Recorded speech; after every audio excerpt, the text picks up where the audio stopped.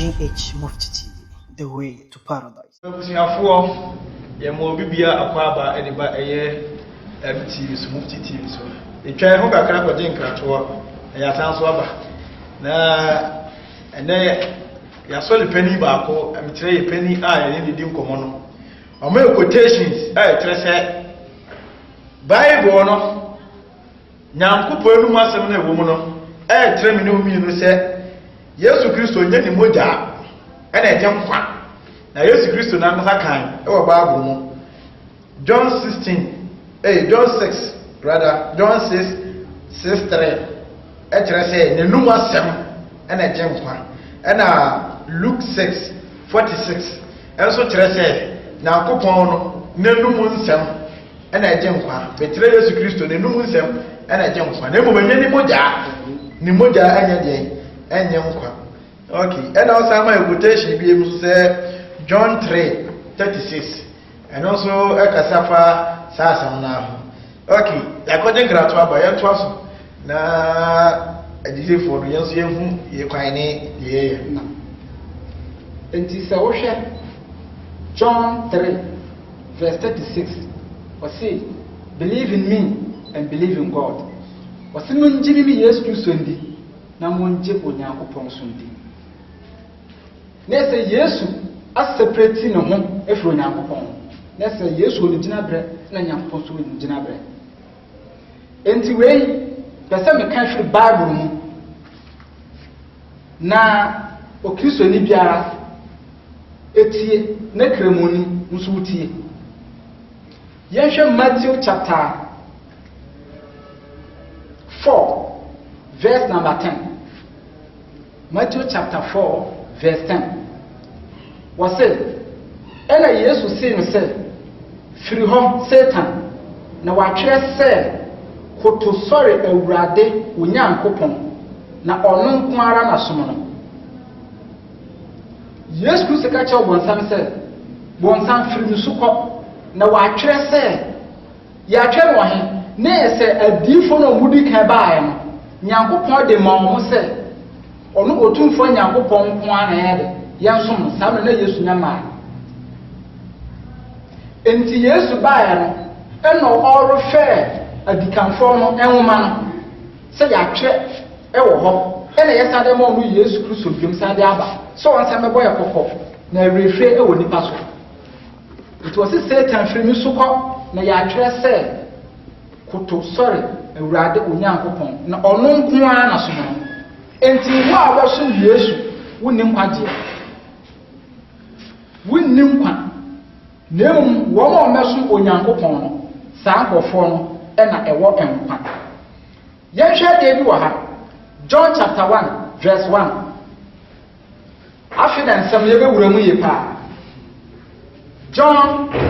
chapter 1 verse 1 to 3 ho was say ifiti ase no saa sam we na yenua bi mu gina so na mo di kire se Yesu Kristo wo ye Onyankopon emre Onyankopon bo so na asase na Yesu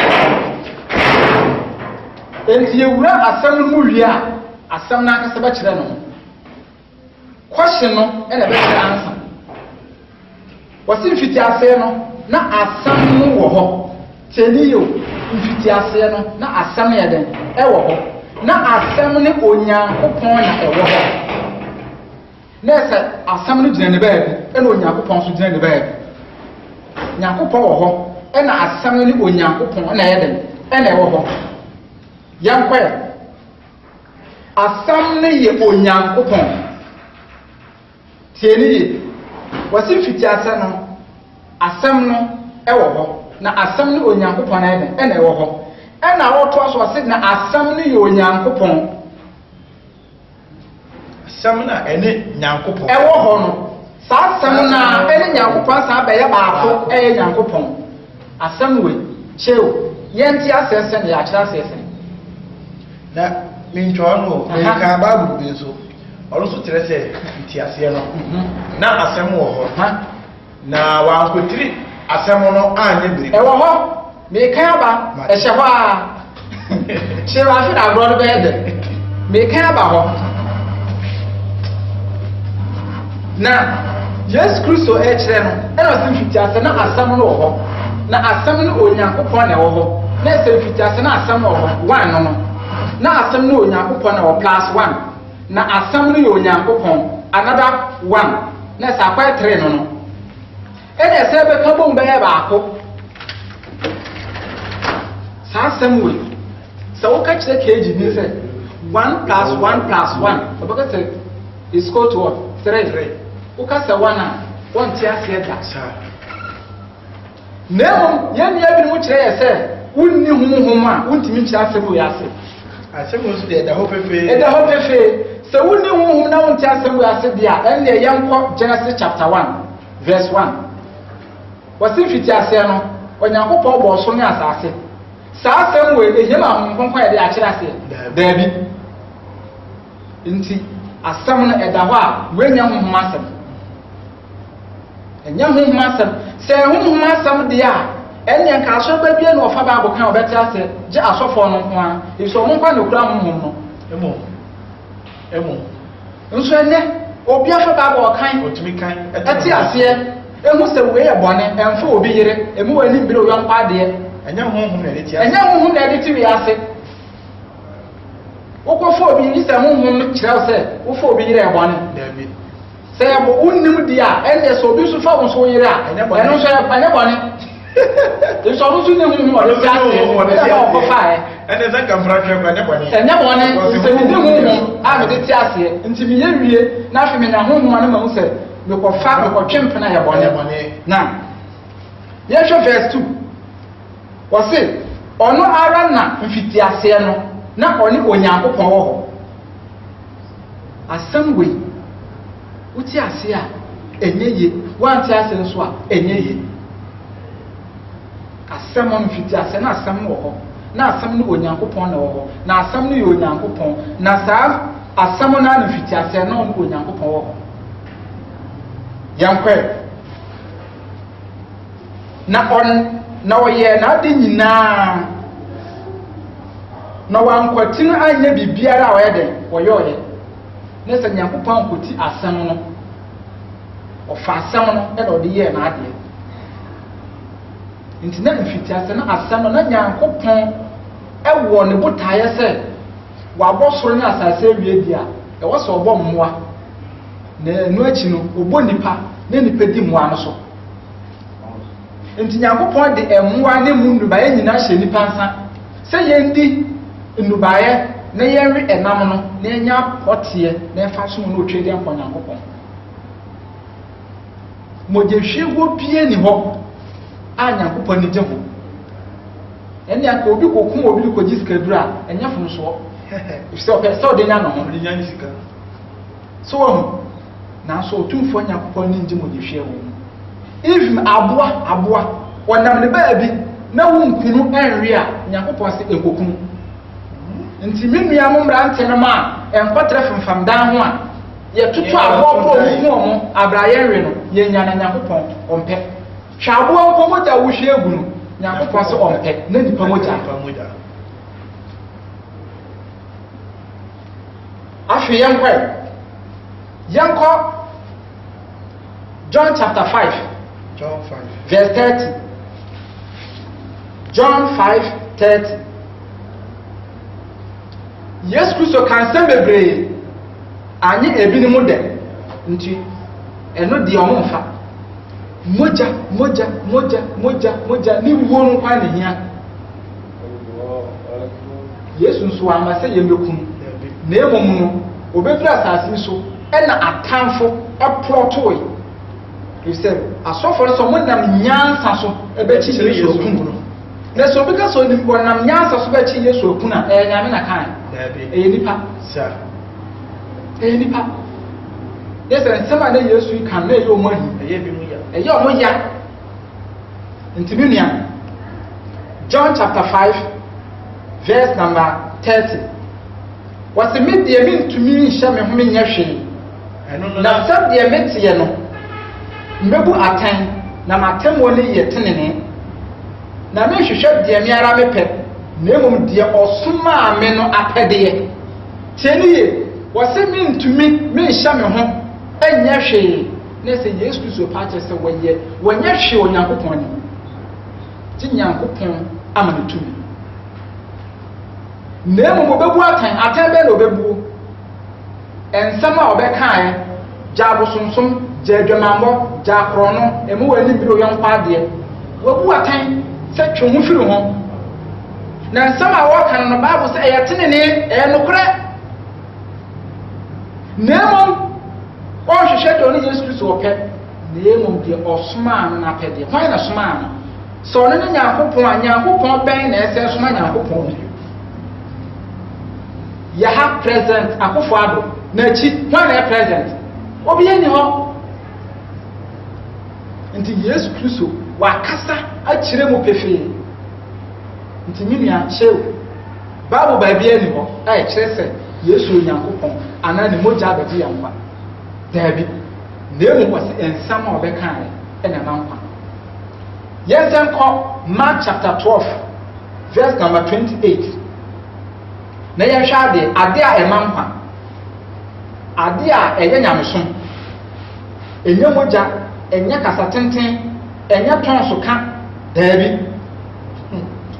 ɛnyɛ minim Bible mu ɛsene nipa semasi yɛde Honhom Kronkron na ɛkyerɛ Bible ase ɛnyɛ ɛno daabi yɛde wo bie yɛ nipa Mark chapter 12 verse number 28 na Yesu Kristo ɛne asuafoɔ no bi ɛte hɔ ɛsua adeɛ na aberanteɛ bi retwam nti mmerɛ a wɔte sɛ Yesu Kristo ne nkɔfoɔ no debate ne ebisa Yesu Kristo questions adiifo no ɔmo di ka baeɛ no ɔmo de ɔmo bɛka nsɛm bi sei na wo nso woka wo deɛ sɛn ɔsan mefoa so nsɛm a Nyankopɔn de ma ɔmo ɛno ana ɔde asoma me nti mmerɛ a wɔte sɛ Yesu no ɔmo di akyinnyie no ɔkɔ Yesu Kristo nkyɛn na yɛnti asɛm a ɔkɔbusa Yesu Kristo na atwerɛfoɔ no mu baako a ɔte sɛ wɔregye akyinnyie no na ɔhunu sɛ wɔabua wɔn yie no obebusa Yesu Kristo sɛ ɔkyerɛkyerɛfoɔ mmaransɛm bɛn na edi nkan ɛwɔ nyinaa ɔsɛ mmaransɛm bɛn na edi nkan commandment Nyankopɔn mmara no law a Nyankopɔn de maa deɛ hi na edi nkan yɛnhwɛ de Yesu Kristo ba bɛka so ɔka mogya bi ho asɛm a wɔse na Yesu bu ase no sɛ deɛ edi mmaransɛm no nyinaa kane ne Israel tie yɛgyina yɛ ne Israel wɔ Ghana nti Ghana muntie titiri ohwiman Awurade yɛ Nyankopɔn ɛyɛ Awurade baako pɛ tie ne yɛ wɔse yɛn oyusu wi yɛn enti sɛ obi kasa na oyusu the word wi na ɔbɔfo kasa mu a na saa nipa no ɔka ho bi anaa ɔka ho bi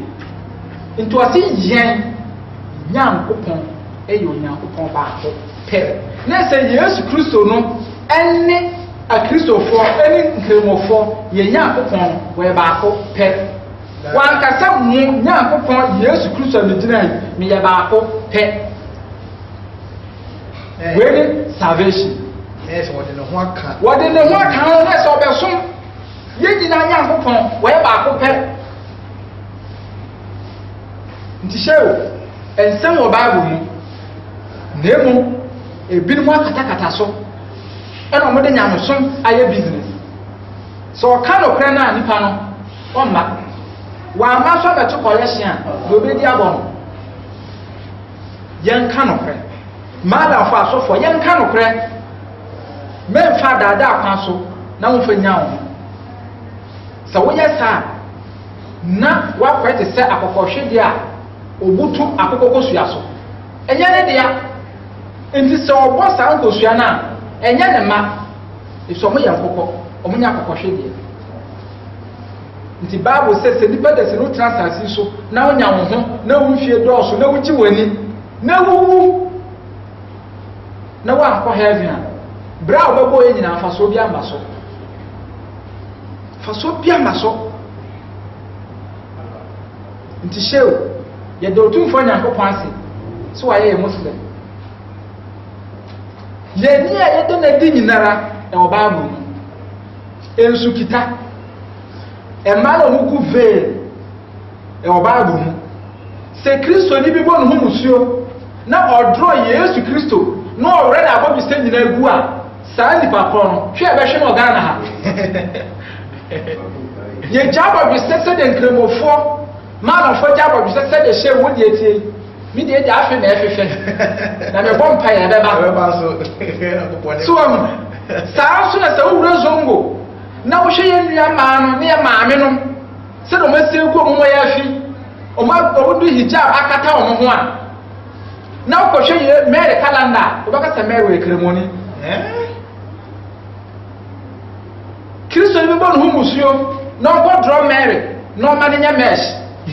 anaa ɔma ne nyɛ kɛmɛ saa nipa kɔhwɛ ɛbɛhwɛ no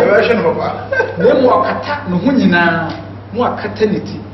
sɛ Bible sɛ ɔbaa wotiri nwi yɛ w'anim onyam kata so wedi yɛmmerɛ ne kwansa yɛmmerɛ na yɛmbra ne sa nti wedi yɛbɛpɛ sɛ wode last quotation bi bɛka ho baako pɛ na yɛde si ha no mo nsan sɛ aboafoɔ nso ɛso yɛase no sɛ yɛda wɔn no adi ɛkyerɛ ɛdɔm no nti fɛ quotation baako bi bɛtwa toɔ na yɛmfa kɛsɛbɔ no ɛnsi ha no hyɛw nyamesom ɛɛden mmara na wɔm na ma nyamesom yɛ den adeɛ da wɔnya wo dea nso wonya yɛ anka wopɛ nyamesom kyerɛ wo sɛ abɛ no nya wo deɛ nti fa to hɔ ɛna ma nyamesom yɛ den kramoni wonya prakonam anka wobɛwe Koraa ne Bible abra enti sɛ wotwam na yɛtwitwa prakonam a wokɔn bɛdɔ nso wonya yakumfo otu so wokɔ bɛdɔ so wonya enti sɛ Bible abra aboafunu ɛni kwan sɛ ogyini ne wowe Kristo ni biara awɔ sɛ odi Yesu akyi aboa wu ɛni kwan sɛ wɔwe sɛ Bible mu sɛ bɛyɛ ndi aboa wawu ni mogya mu aboafunu nso ɛno na ebinom pɛ Bible abra nsa nso Kristofo bi wi nsa nkramofo bi wi nsa ejiwfo ni bi so wi nsa ejiwfo bi wi nsa ɛyɛ ɔma koma so apɛdeɛ ɛnyɛ Bible mu nsa ɛna ɔmo di akyi nti hyɛ yɛnhwɛ adeɛ bi ɛwɔ Ephesians chapter 2 verse number 5 going the last quotation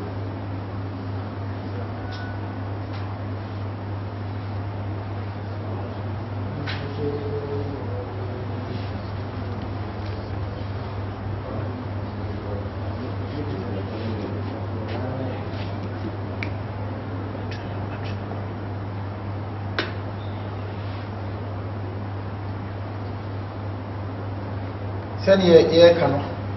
wowɔ quotation mekyerɛ wo book ɛne wo Bible na wafa na wo nso wayɛ deɛ watwerɛtwerɛ quotations no na watena se wɔnyɛ honhom